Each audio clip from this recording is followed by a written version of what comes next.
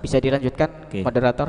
terima kasih Gus. Ya, Ini terkait dengan kurban tadi, ya, Gus Sofi masih belum menyampaikan apakah kurban itu harus pejantan atau bagaimana kalau misalnya berkorban dengan hewan betina. ya, Ini mungkin juga perlu dijelaskan Gus. ya.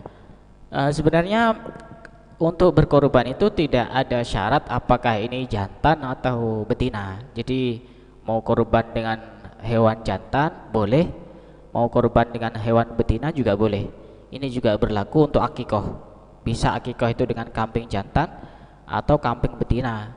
Cuma hanya di sini perbedaannya hanya masalah afdoliyah saja.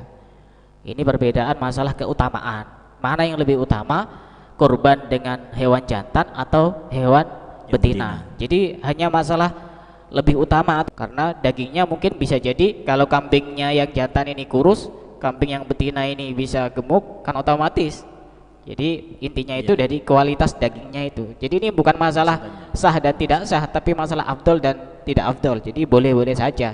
Mau kambing betina, mau kambing laki-laki, yang penting jangan kambing banci. Begitu. Jadi Iya, tidak iya. apa-apa. Jadi artinya lebih afdol ya artinya. Ya lebih afdol afdol. ya, ya tidak apa-apa.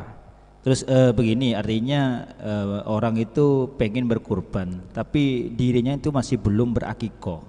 Ya, Ini bagaimana nanti apakah mendahulukan akikoh dulu atau untuk berkurban dulu? ya. Jadi begini, yang perlu dipahami bahwasanya hukum asal kurban dan akikoh itu sama-sama sunnah muakkadah, sunnah yang sangat kuat. Jadi namanya sunnah itu ya tidak ada kaitannya antara kurban dengan akikoh itu. Jadi seandainya pun dia mau kurban dan belum akikoh ya tetap tetap sah. Hanya saja ini ada tiga pilihan ini. Ada tiga pilihan terkait orang yang belum akikoh tapi dia mau kurban. Ada tiga pilihan. Pertama, dia kurban dulu. Karena memang kurban ini waktunya terbatas. Pada saat hari raya Idul Adha dan hari tasyrik. Di hari-hari yang lain kan tidak bisa kurban. Iya, Berbeda dengan akikoh, ini kan waktunya sangat panjang. betul Gus. Akikoh ini kan sebenarnya kewajiban orang tua, ya bukan kewajiban, tanggung jawab orang tua kepada anaknya untuk mengakikohi pada saat dia lahir. Sampai kapan? Sampai sebelum balik. Ketika si anak sudah balik, maka tanggung jawab ini sudah lepas dari orang tua dan berpindah kepada anaknya dalam hal urusan akikoh. Jadi ini bisa beberapa pilihan. Yang pertama, dia boleh kurban dulu karena memang waktunya sangat terbatas dan dia masih belum akikoh. Atau yang kedua, dia akikoh dulu. Karena apa? Karena perintah akikoh itu jauh lebih dulu dibanding Berkurban. kurban. Iya. Karena dia kan pada saat lahir itu kan dia sudah ada kesunahan untuk berakikoh dibanding kurban. Kurban itu kan belakangan. Iya, iya. Jadi ini pilihan yang pertama. Pilihan yang kedua yaitu tadi akikoh dulu. Jadi kurbannya nanti diakhirkan, ditunda dulu. Iya. Boleh. Atau ada pilihan yang lebih praktis lagi, digabung. Jadi dia itu niat berkorban sekaligus niat akikoh. Boleh juga Gus ya. Boleh. Ini menurut pendapat Imam Ar-Romli. Jadi menurut pendapat Imam Ar-Romli itu diperbolehkan untuk akikoh sekaligus Berkurban. kurban. Ya, sah menurut Imam Ar-Romli. Tapi menurut Ibnu Hajar ini tidak sah. Jadi kita ngikuti pendapat Imam Ar-Romli, ini lebih praktis dan lebih ekonomis. Jadi kurban kambing satu sekaligus diniatkan akikoh. Menurut Imam Ar-Romli ini sah dan boleh. Tapi menurut Ibnu Hajar sama-sama madhab Syafi'i Iya. ini tidak sah. Jadi kita tinggal pilih saja. Pilihan pertama kurban dulu atau Berakikah akikoh dulu, iya. atau yang ketiga langsung saja. Dua-duanya. Dua-duanya begitu. Itu lebih praktis itu. Iya. Jadi gitu. Jadi artinya memang kalau seperti itu kebanyakan orang yang mungkin yang pilih yang praktis itu Gus, mungkin. Iya, iya. Jadi tidak dua kali. Ya, tapi kalau orang pengen pahalanya lebih banyak ya lain-lain. Oh itu. Iya, Iya, iya, iya. lain-lain. Jadi Iya. dia nanti kurban dulu atau akikoh dulu nanti Iya. biar pahalanya lebih banyak. Iya, Gitu. karena memang waktu kurban itu memang terbatas waktunya. Terbatas, iya. Kalau akikoh itu kan masih panjang gitu ya. Ya. Dan juga mungkin sebagian orang itu pemahamannya bahwa kurban itu ada yang memahami bahwa kurban itu setahun satu kali, atau kadang-kadang yang lebih parah lagi seumur hidup sekali. Iya. Nah, padahal kesunahan itu kan berulang-ulang setiap tahun kan ya. Iya. Ya. Terus begini Gus, jadi banyak masyarakat itu berpendapat bagaimana hukumnya Ustadz kalau misalnya berkurban bagi orang yang sudah meninggal dunia? Iya. Hukumnya bagaimana? Ini yang sering terjadi di masyarakat yang masih propaganda memaknai kurban itu. Mungkin karena waktu masih hidup dia masih belum bisa memberikan kurban kepada si ayah atau si ibu, tapi ketika sudah meninggal akhirnya dia punya atau kaya sehingga dia ingin niat untuk mengorbankan si yang meninggal itu. Bagaimana hukumnya kalau berkurban untuk yang meninggal itu? Ya begini, kalau kita membahas dari segi pandangan mazhab Syafi'i, di situ ada dua pendapat. Mayoritas ulama mazhab Syafi'i mengatakan bahwasanya berkurban untuk orang yang meninggal dunia itu tidak sah jika orang yang meninggal ini tidak berwasiat kepada orang yang hidup itu.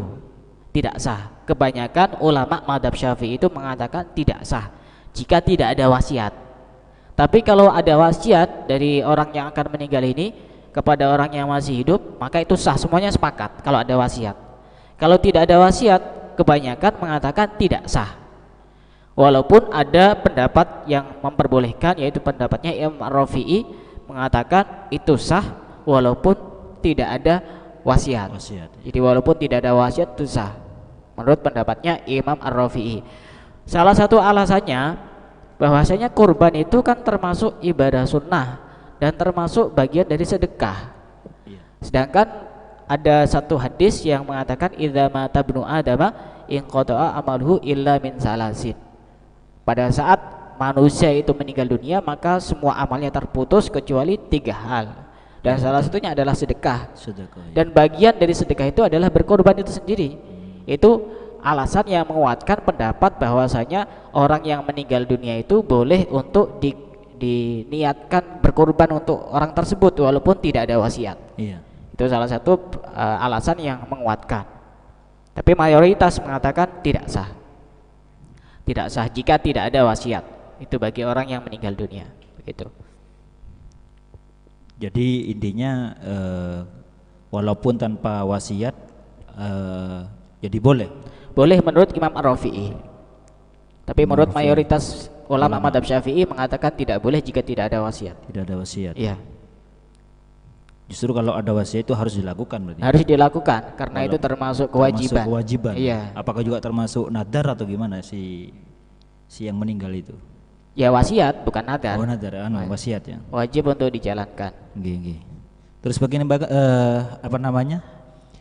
Juga sering terjadi di masyarakat berkurban, artinya orang yang berkurban apa namanya itu sebelum berkurban memotong rambut atau kuku, tapi sebelum berkurban. Hukumnya bagaimana itu, Gus? Ya, ini sering terjadi kesalahpahaman di sebagian masyarakat kita. Bahwasanya orang yang akan berkorban itu tidak diperbolehkan untuk memotong kuku atau memotong rambut atau bagian-bagian tidak boleh ada yang terpisah dari tubuhnya. Ini sebenarnya bukan tidak boleh, tapi tidak dianjurkan. Ya sudah jelas berbeda. Karena kalau tidak boleh nanti bisa jadi berakibat hukum yang tidak sah.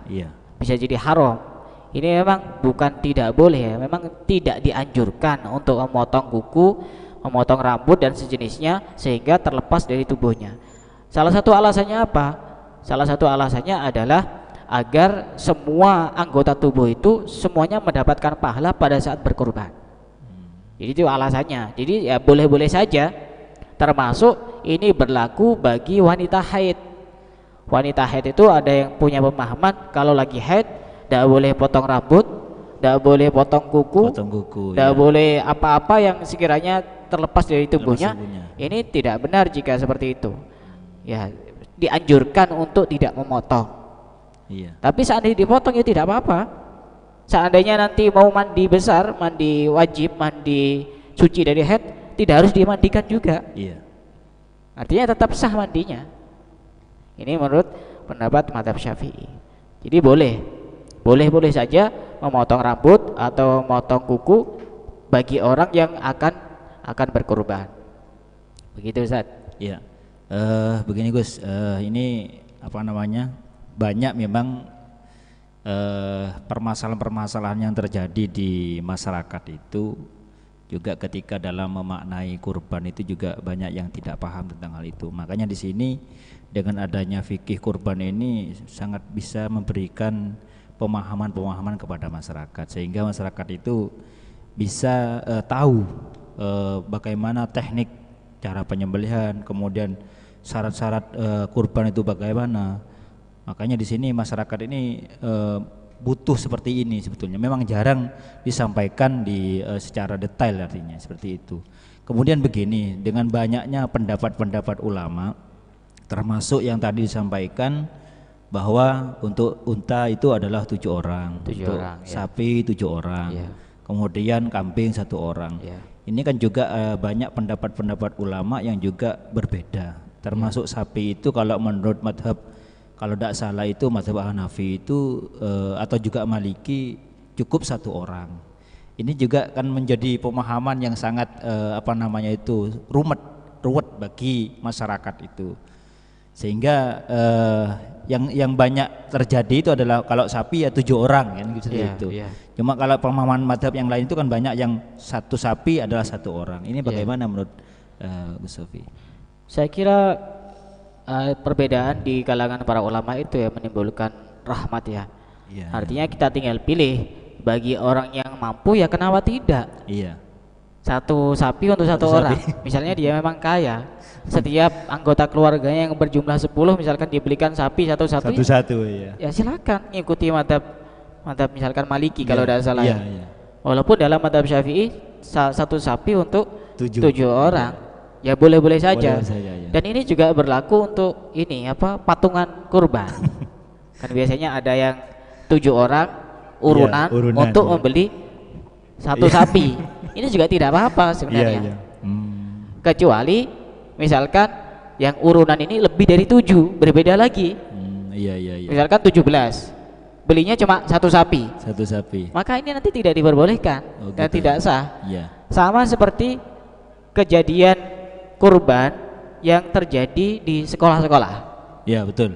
Di sekolah-sekolah ini kan sering terjadi siswa ditarik iuran misalkan 5 ribuan begitu.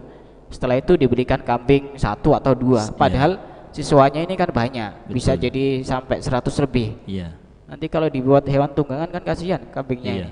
Bagaimana itu, berat. Apakah juga beban berat nanti itu? Beban berat itu. Bagaimana praktek seperti itu? Apakah bisa menjadi kurban atau bagaimana? Ya otomatis tidak sesuai dengan aturan. Jadi itu bukan kurban. Tapi saya kira juga tidak perlu untuk dilarang. Tapi mestinya guru-guru juga harus menjelaskan bahwa ini bukan kurban. Ini melatih orang untuk berkorban. Melatih orang untuk berkorban ya. Jadi saya kira ya tidak perlu untuk dilarang juga. Karena pun nanti kalau misalnya tidak sah menjadi kurban, toh jadi sedekah biasa.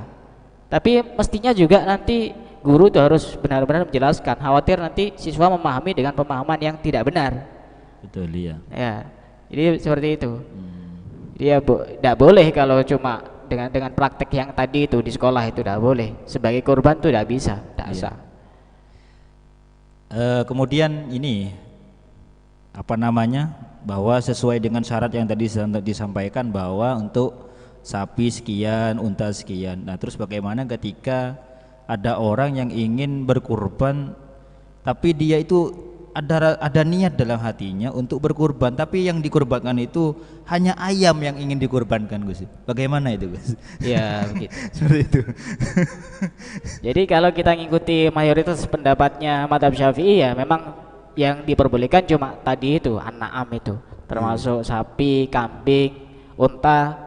Ada sebagian pendapat yang mengatakan termasuk kerbau karena jenisnya sama dengan sapi. Itu boleh. Bagaimana kalau orang yang tidak punya tapi dia tetap ingin berkurban kurban dengan hewan. Takut jadi kurban jadinya. Jadinya kurban apa? Kurban perasaan. Ada, kalau kita mau ikuti pendapatnya Ibnu Abbas, ini boleh berkurban dengan 1 ekor ayam itu boleh, akikoh juga boleh. Iya. Tapi berlaku bagi orang yang memang benar-benar tidak mampu. Iya. Tapi kalau mampu beli sapi, pas beli Waduh. ayam, ya ini bukan kurban namanya. Iya. Itu mungkin mau selamatan. Jadi Iya. boleh Boleh ya. mengikuti Boleh. pendapatnya Ibnu Iya. Abbas. Artinya untuk meringankan si Iya. orang tersebut gitu ya. Ya betul. Karena kalau nanti Boleh. diberikan beban yang berat-berat, nanti khawatir kan, wah sampai kapan saya mampunya untuk bisa beli sapi kan gitu. Iya betul. Kan seperti itu. Iya. Tapi saya ingin berkurban kan begitu. Gitu. Iya. Makanya di situ berarti kan bisa mengikuti yang bisa memberikan keringanan kepada Iya orang tersebut. betul. Gitu. Termasuk juga yang sering ditanyakan itu, apakah pada saat menyembelih hewan kurban itu harus baca bismillah? Ini sebenarnya tidak harus dan tidak wajib. Itu termasuk hal-hal yang sunnah. Pada saat menyembelih hewan kurban itu termasuk hal yang sunnah.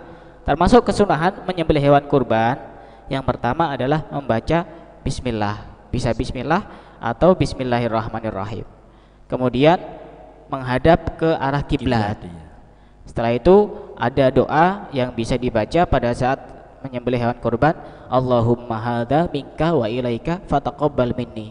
Ya Allah, ini darimu dan untukmu, maka terimalah kurbanku ini. Iya. Itu doanya, dan doa tidak harus berbahasa Arab. Dan juga termasuk kesunahan pada saat menyembelih hewan kurban itu menggunakan alat yang sangat tajam. Sangat tajam ya. Sangat tajam. Jadi tidak boleh dengan tulang, tidak boleh dengan kuku, itu tidak diperbolehkan. Sehingga itu nanti bisa menyakiti daripada hewan itu sendiri. Dan termasuk adab pada saat menyembelih hewan kurban ini kadang-kadang sering terjadi di masyarakat kita.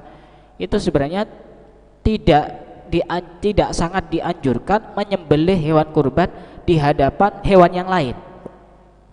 Jadi aturan yang bagus, walaupun ini bukan masalah sah dan tidak sah ya, Iya. yang bagus itu ditutupi atau dijauhkan dengan hewan yang lain. Yang lain. Khawatir apa? Membuat ketakutan. Iya. Jadi sudah membunuh perasaan hewan itu sendiri. Iya. Jadi bagusnya itu ya tidak menyembelih hewan kurban di hadapan hewan yang lain. Iya. Harus ditutupi dengan kain atau di tempat yang berbeda. Itu adabnya Betul. seperti itu. Walaupun itu bukan satu kewajiban, ya tetap sah-sah saja. Coba bayangkan ya, hewannya sudah tahu, oh itu digorok, pas Digorok, keluar darahnya, pas keluar suaranya, ya apa? Ketakutannya itu. Kita kan juga diperintahkan untuk berkasih sayang dengan sesama makhluk Allah. Ya. Kan begitu, bukan cuma manusia, tapi juga hewan, begitu. Iya. Terus sekarang ini kan sudah zaman modern ini.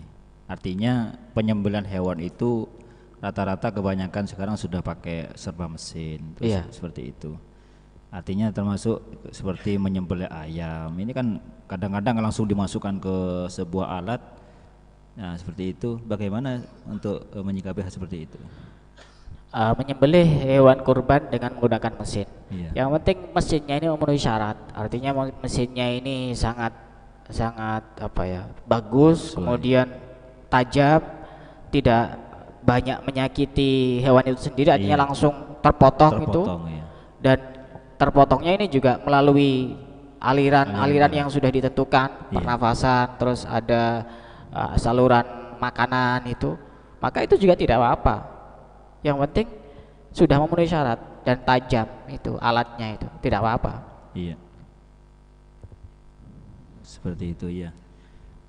Barangkali dari pemaparan dari Ustadz Sofi ini mungkin dari para pemirsa YouTuber ataupun pemirsa yang ada di rumah mungkin masih belum istirahat, masih setia di YouTube kami di Remaja Masjid Baitur Rahman.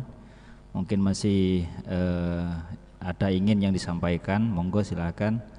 Mumpung masih ada waktu, karena memang ini semakin malam semakin hangat pembicaraan kita, apalagi ini soal korban ya, soal korban ya, Termasuk korban perasaan ya, apalagi korban-korban yang lain gitu. yang jomblo-jomblo Iya. itu ya.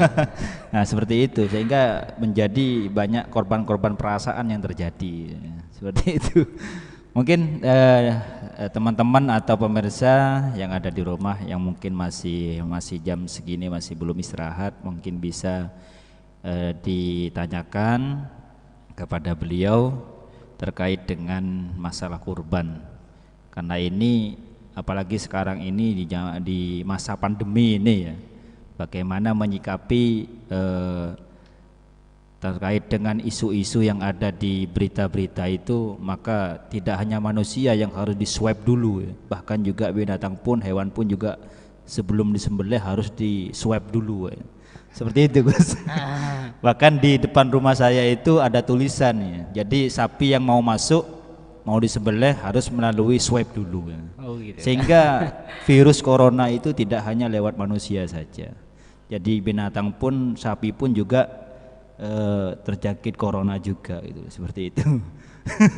Nah ini makanya ada tulisan, jadi sapi yang mau disembelih harus melalui swab dulu ya. Seperti itu. Seperti itu Gus. Jadi tadi itu kan sudah dijelaskan bahwasanya salah satu syarat hewan kurban itu tidak mempunyai cacat. Nah, salah satu cacat yang tidak bisa dimaklumi itu penyakitan. Hewan yang penyakitan itu nanti akan mempengaruhi kualitas daripada daging itu sendiri. Betul. Jadi itu tidak memenuhi syarat hewan kurban. Jadi kalaupun disembelih ya tetap sah dagingnya karena yang menyembelih orang Islam. Iya. Cuma itu nanti tidak memenuhi syarat sebagai hewan kurban. Hewan kurban ya. Mohon maaf, saya revisi tadi ada sedikit kesalahan terkait dengan cacat-cacat yang bisa dimaklumi di dalam hewan kurban.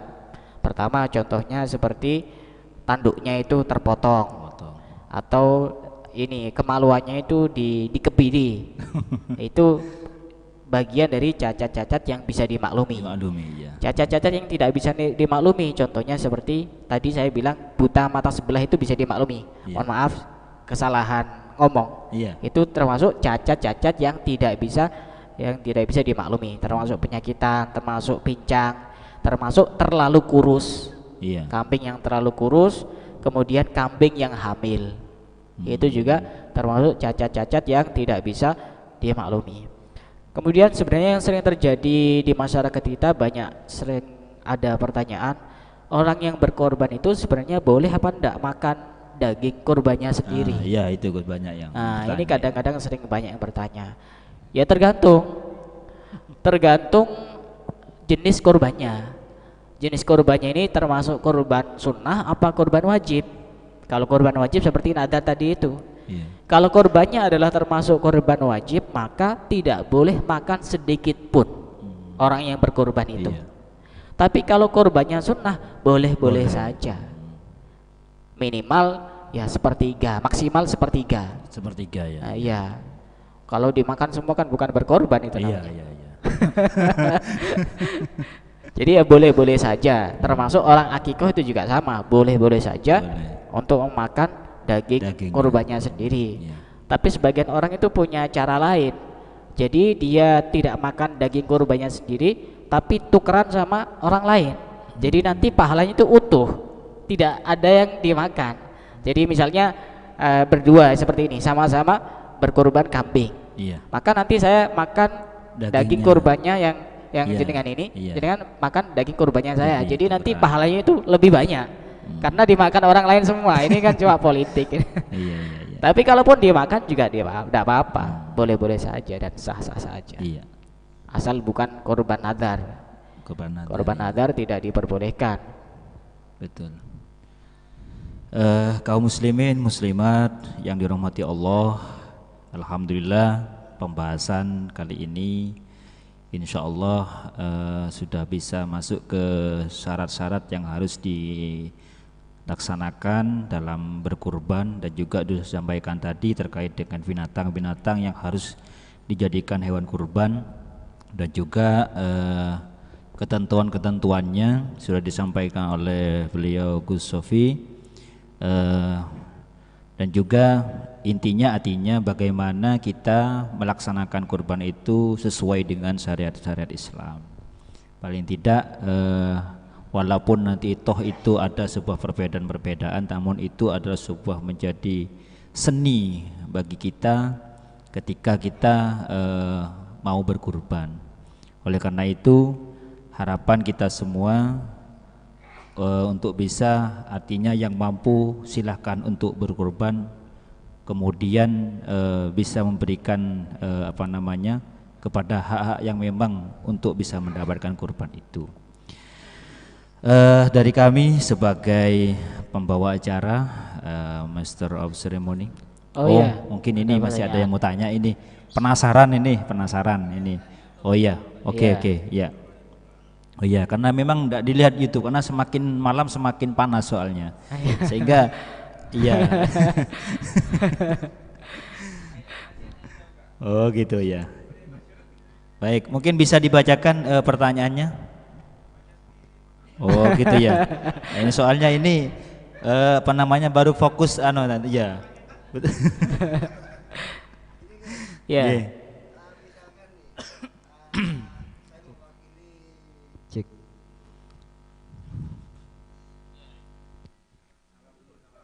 Ya. Monggo silakan dari Mas Zaki. Pertanyaannya bisa disampaikan. Assalamualaikum warahmatullahi wabarakatuh. Waalaikumsalam warahmatullahi wabarakatuh. Nah, saya mewakili buat teman-teman atau buat saudara-saudara pemirsa juga. Ketika saya mempunyai niat untuk berkorban, tapi saya masih mempunyai tanggungan atau hutang, itu gimana? Bisa.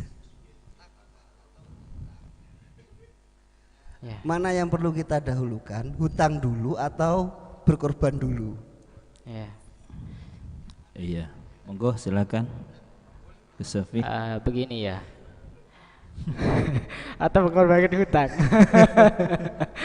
Jadi begini, sudah kita ketahui bahwasanya hukumnya kurban itu kan hukum asalnya sunnah muakkadah, sunnah yang sangat kuat jika memang bukan kurban nazar. Sedangkan membayar hutang itu hukumnya wajib. Bahkan ayat di dalam Al-Quran yang paling panjang dari juz 1 sampai juz 30 itu adalah ayat yang membahas tentang hutang. Jadi satu ayat itu dari halaman yang paling atas itu sampai ke bawah cuma satu ayat menjelaskan tentang hutang. Tidak ada ayat yang lebih panjang daripada itu. Satu ayat itu sangat serius sekali menjelaskan tentang membayar hutang. Jadi kalaupun berkorban dan dia masih punya tanggungan hutang, selama memenuhi syarat ya tetap sah korbannya. Cuma jika yang ditanyakan adalah mana yang harus lebih didahulukan, ya tidak etis, masih punya kewajiban kok melakukan sesuatu yang tidak wajib begitu. Tapi kalaupun misalkan tetap memaksakan diri berkorban dan memenuhi syarat-syaratnya termasuk hewannya, orangnya dan seterusnya, ya tidak apa-apa, tetap sah, korbannya sah begitu. Bisa dipahami ya? Gimana Mas Zaki? Insya Allah bisa. Nah, apalagi dari hutang, berhutang untuk sesuatu yang tidak wajib. Oh ya, ini ada juga pertanyaan ini Gus dari fan YouTube ya. Iya. Terkait dengan pahala ayam dan sapi. Iya. Apa juga sama Kiai? Pahalanya ayam dan sapi. Ya jelas kalau ayam sama sapi ya beda gitu ya. Iya. Iya, kalau ayam sama sapi ya jelas beda. Iya. Cuma begini. Ada sedikit cerita. Dulu ada salah seorang waliullah yang sangat terkenal. Beliau itu setiap hari ngasih makan orang ratusan. Tiap hari itu nyembelih kambing berapa ratus kambing itu karena terkenal kaya. Terkenal kaya. Ternyata waliullah ini cerita ada di Hadramaut. Waliullah ini bilang kepada tamu-tamunya, sebenarnya ada orang yang lebih dermawan daripada saya. Ada di mana? Coba pergi ke Tarim. Akhirnya pergi ke Tarim, disebutkan namanya, disebutkan daerahnya, disebutkan rumahnya. Pada saat di situ orang yang bertamu ini cuma disuguhi satu kurma. Loh, kok aneh? Satu kurma kok katanya lebih dermawan daripada orang yang menyuguhi hewan kambing itu, daging kambing itu. Kemudian ditanyakan sama waliullah ini, kok bisa ini lebih dermawan daripada engkau wahai Syekh? Ya, karena yang dimiliki dia itu cuma 2 kurma dan yang diberikan 1 kurma. Ini berarti pahala itu bukan dilihat dari seberapa banyaknya, tapi bisa jadi dari ini kualitas orang ini, dia punya apa. Misalnya orang sedekah uang 100.000 dengan orang yang sedekah uang 1.000, bisa jadi lebih besar pahalanya orang yang sedekah uang 100.000 karena yang dimiliki cuma 2.000, sedangkan orang yang sedekah 100.000 yang dimiliki 1 miliar. Jadi sudah jelas berbeda begitu, karena kemampuannya itu beda. Nah, untuk urusan yang kurban kambing dengan ayam ini, apakah pahalanya sama atau berbeda? Ya Allah alam ini ya. Masih belum ngecek pahalanya di sana itu seperti apa. Cuma ini tadi analogi saja. Iya. Jadi saya tidak bisa menjawab pasti. Yang pasti tadi kan kemampuannya sudah berbeda. Iya betul. Jadi analoginya tadi itu sudah disampaikan. Iya. Terkait dengan seberapa besar gitu. Apalagi antara ayam dan sapi gitu ya. Iya. Yang jelas nanti kalau ditimbang nanti di akhirat lebih berat sapi kan begitu. Iya, kalau beratnya lebih berat sapi. Apalagi dinaiki sama yang punya sapi. Betul, iya. Pemirsa di Budiman dimanapun Anda berada, karena memang ini sudah waktunya sudah cukup. Walaupun ini masih banyak ini masih ada satu lagi. Apa namanya ini? Cuma ini masih ada tambahan sebelum kita tutup pada malam hari ini Pak Manteri. Ini masih ada yang sedikit disampaikan, masih belum tersampaikan oleh beliau terkait dengan perbedaan kurban dan akikoh, mungkin seperti itu. Ya, terkait dengan perbedaan kurban dengan akikoh, kalau kurban itu dagingnya dibagikan dalam keadaan mentah. Kalau akikoh itu dagingnya dibagikan dalam keadaan matang atau masak. Ini salah satu perbedaannya. Perbedaan yang lain dari segi waktunya. Waktu untuk menyembelih hewan kurban kan terbatas pada hari raya Idul Adha dan hari tasyrik. Sedangkan waktu penyembelihan akikoh itu lebih luas lagi, pada saat hari ke-7 kelahiran dan sampai sebelum dia balik itu masih boleh, dan bahkan pada saat dia balik dan belum diakikohi oleh orang tuanya, dia boleh untuk mengakikohi dirinya sendiri. Kemudian yang berikutnya, kalau daging kurban yang diberikan kepada orang kaya hanya boleh dikonsumsi dan tidak boleh disedekahkan atau tidak boleh dijual.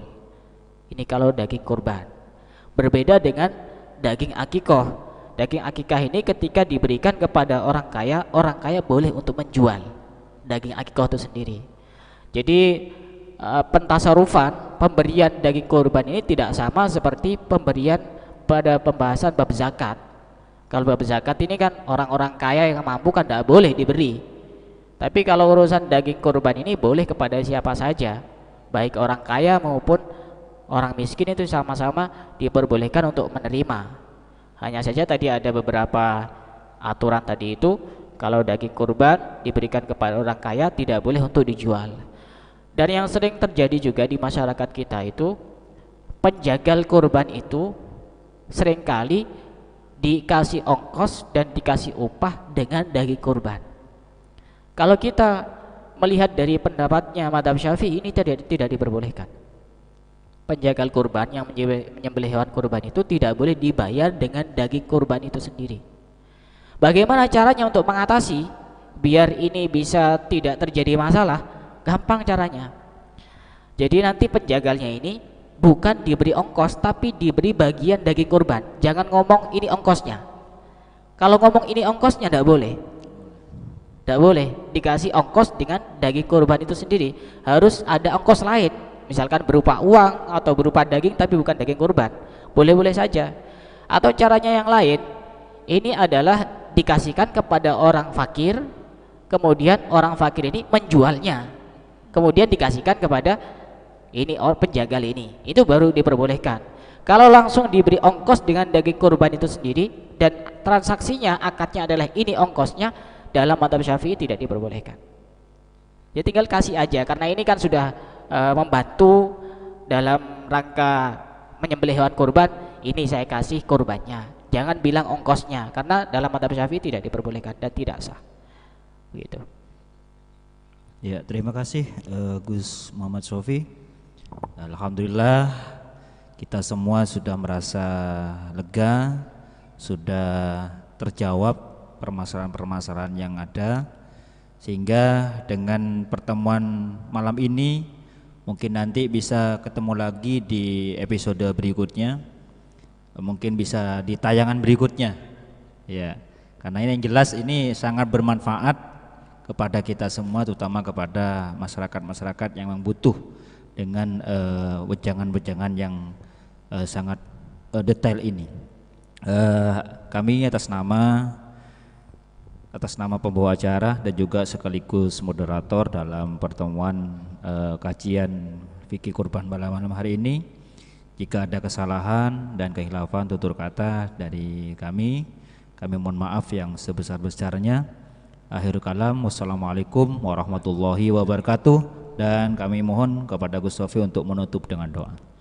Bismillahirrahmanirrahim. Alhamdulillahirabbil alamin. Allahumma shalli ala sayyidina Muhammad wa ala sayyidina Muhammad.